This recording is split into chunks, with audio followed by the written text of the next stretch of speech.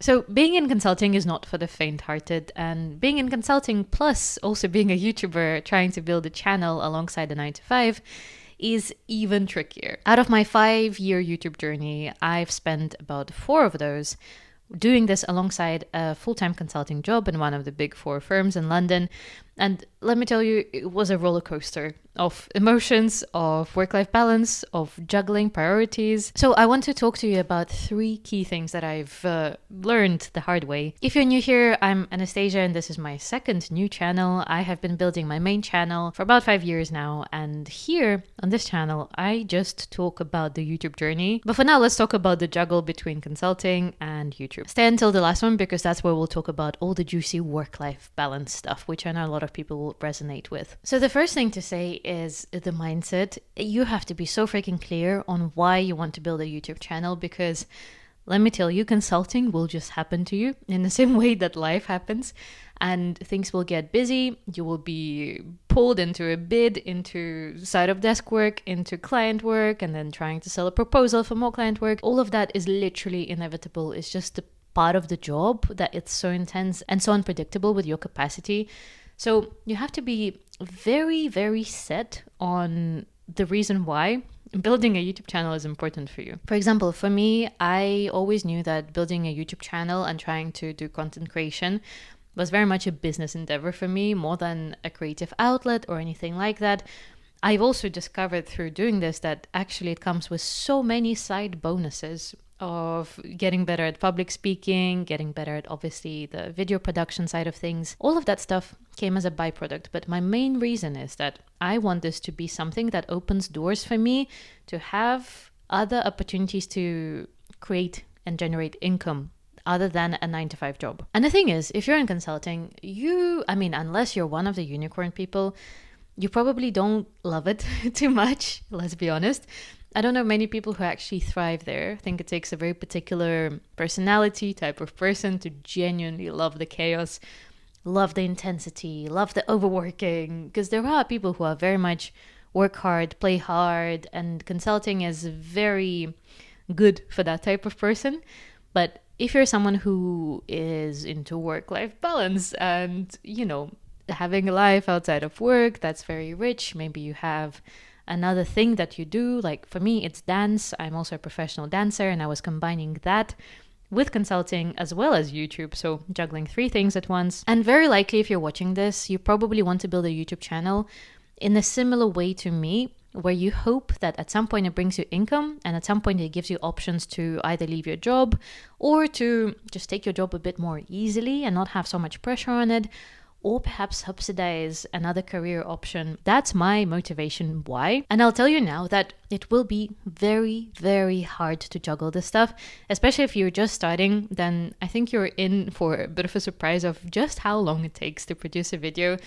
It is an insane amount of stuff that you have to do, and you're just one person and you have to learn all of them because you're probably bad at all of them. But let me tell you that not all is lost, and the beginner stage is the toughest, and I think after that you find your rhythm a little bit and you kind of just slowly get better at everything that you do, from idea generation to editing to talking about having a YouTube channel and the videos that you post. But where this motivation and the reasoning why comes in is that when it gets hard, you need to have a strong, good enough reason to keep going, because it will get hard and you will have to prioritize it over other things.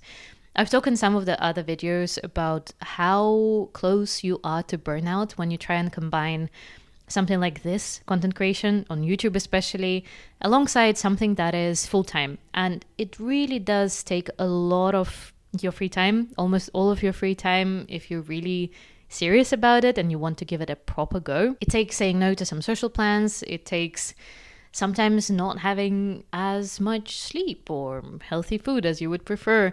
And I'm not advocating for any of these things. That's just been the reality that I've faced, and probably you will have to face at some point if you really want to, hustle and actually make it with content creation. But on the mindset front, I want to give you a little, sprinkle of hope in the midst of all of this.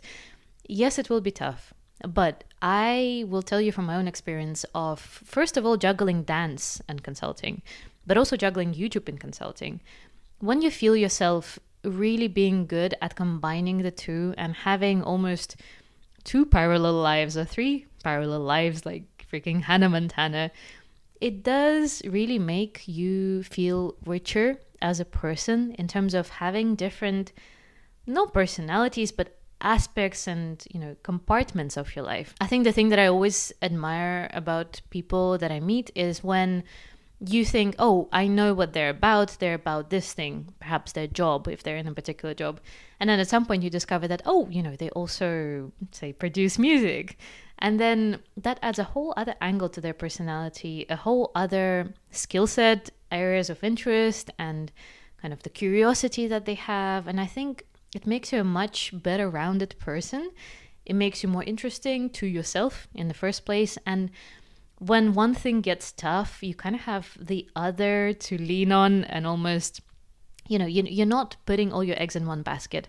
And I think that has been something that almost I'll say it very directly, in a toxic way, I am obsessed with. I think I've never been the person to just settle for just one thing. I'm going to be in this job, I'm going to climb the ladder, I'm going to make it, and that's my life. I've always been multi-passionate in a way, for better or for worse. It kind of splits my focus, but at the same time, it makes me have more interest in my life.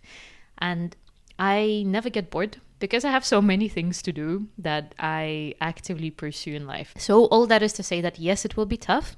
You have to have a reason why you need to keep going when it gets tough, but it's really rewarding and it will be very, very worth it. Point number 2 is, if you're in consulting, should you tell people about having a YouTube channel? I will be, again, very transparent with you. I think, no, you shouldn't, especially not the people that you kind of semi-trust, the people that you have a work relationship with, but not a personal relationship with. The only people I would tell is your closest circle. And there are 2 reasons why. First of all, it's not good for the algorithm. I mean, if there's any reason to not do it, it's because people who just subscribe or follow your channel because they want to support you, or just do it to, tick the box of, oh, okay, great, I guess I'll follow your journey. That screws up the algorithm because they're not actually interested in the topic you're probably sharing. Really, the best thing to do is to tell no one about the fact that you have a channel. Second of all, I don't know how it would land professionally, and I am all for people having a very, holistic life and talking about their interest outside of work. But we all know how consulting is, and it's not the best environment to be like, yeah, I'm a content creator. Even with sharing the fact that I'm a dancer, I do share it, but I think for me it takes a level of trust with people at work to actually start telling them a bit more about my life outside of consulting, because I do sometimes worry how it's gonna, come across if I'm trying to build my professional persona that does culture consulting and leadership development work, very kind of senior people stuff, and that's the reputation I try to have. Unfortunately, YouTube and content creation still doesn't have the best reputation out there. So for me, for example, I was a very, very, very private person about this. I didn't tell anyone except my closest circle for approximately 3 years out of the 5. And at work, it's only a couple of people that know. And again, it's people who I'm also friends with, not just colleagues with. I literally hope that no one finds my videos. But that being said, I'm gonna give you a couple of nuances to this point. First of all, be prepared that they will, especially if you're sharing stuff about your consulting job. You have to be really extremely careful about what you say. There's usually a social media policy that your HR department will have, and you have to check what they allow, what they don't allow. Usually anything that threatens to, worsen the reputation of the company that you're at will be considered a no-go. So if you talk about stuff that's controversial, if you talk about, the beef that you have with your managers, I would really suggest that you don't, because it can really backfire. And on the point of, be prepared for people to find your channel just by accident, the thing that I would say is be very considerate about, towards the people that you are working with. I've always, had it in my mind that if I have anyone that I work with find my channel and watch my content, first of all, I don't want them to ever be able to pinpoint and see anything negative that I say about them. So anything that I talk about on my channel, because I did share a lot of consulting content, was about industry in general, what I'm doing personally, and that's about it. So even when I talked about burnout, even when I talked about work-life balance and how I try and juggle stuff, I would never ever talk about particular people. I would never ever talk about particular issues that I had with anyone, because if I was in their shoes, I would never want to, just find a random video on the internet where people are complaining about me, and I can, by details, not even the name, of course, but details, identify that it's about me. And one more caveat is that if you do start making money from this, you usually will have to report this as a secondary employment. My firm has a restriction on anything else that you do outside of the firm that pays you. Even voluntary positions, after a certain grade, you actually have to report everything, any affiliation that you have to anywhere. So just make sure that you check your policies, that you know what approvals you need to get from quality and risk management and all the other places. If you're just starting out and your videos are out there, but you're not earning from it, you're not quite building the momentum just yet, and you're literally just wanting to practice, I think it's a slightly grayer zone about how you approach it and whether you report it or not. I shall not comment on that. I would just say that make sure you know your risks, make sure you know what you're doing, and also assume that people can trace down the firm that you're at. Because, if you're in consulting, you're very likely on LinkedIn. If you're on LinkedIn, people see where you work.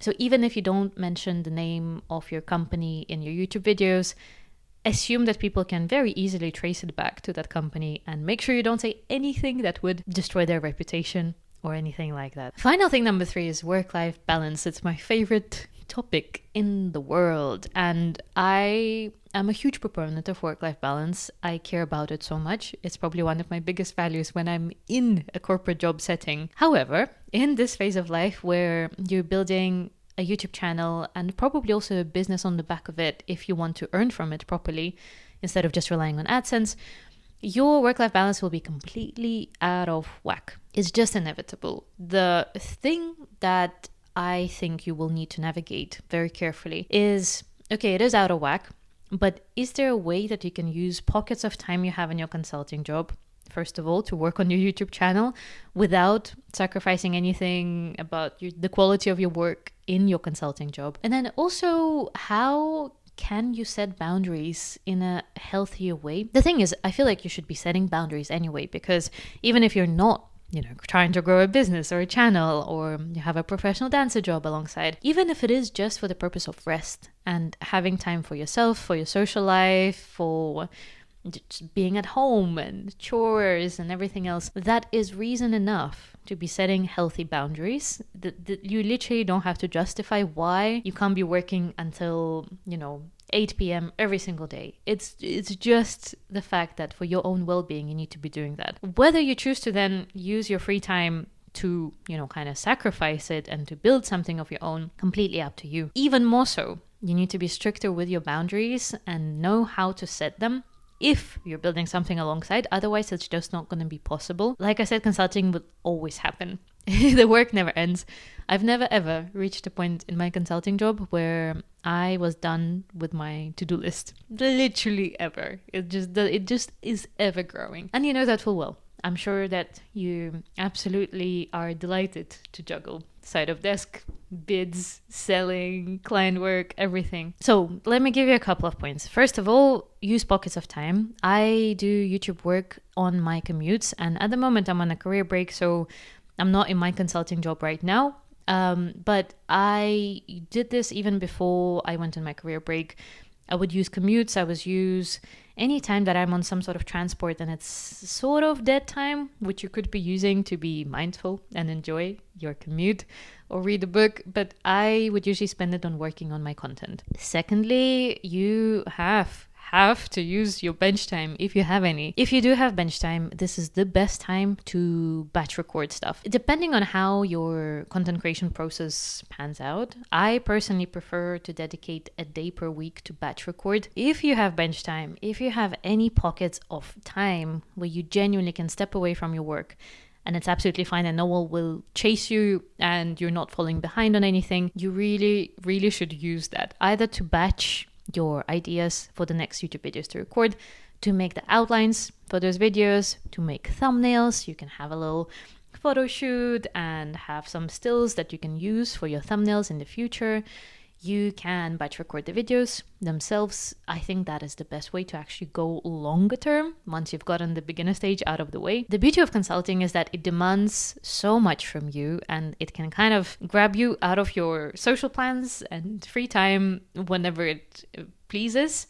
But equally, it gives you a lot of flexibility. And I know that if you're in a firm like mine, then for example, if you have an appointment, doctor's appointment or a flat viewing, you usually can just say, I need to step out for this 1 hour, 2 hours. And then you can do that. That also means that if you have bench time, if you have quiet time, any sort of downtime, no one will be tracking you down unless, of course, you're pulled into other things and initiatives and all sorts. Use any chance you have. This is the best that I can give you. If this was helpful, I'm currently building my mailing list. I'm not sending the emails yet, but if you want to stay in touch about YouTube strategy, all the very honest advice from my journey of 5 years, then make sure to subscribe down below, just free mailing lists. And when I start sending those emails, you'll be the first one to get them. And I also think that you'll enjoy watching this video next. I'll see you over there. Bye.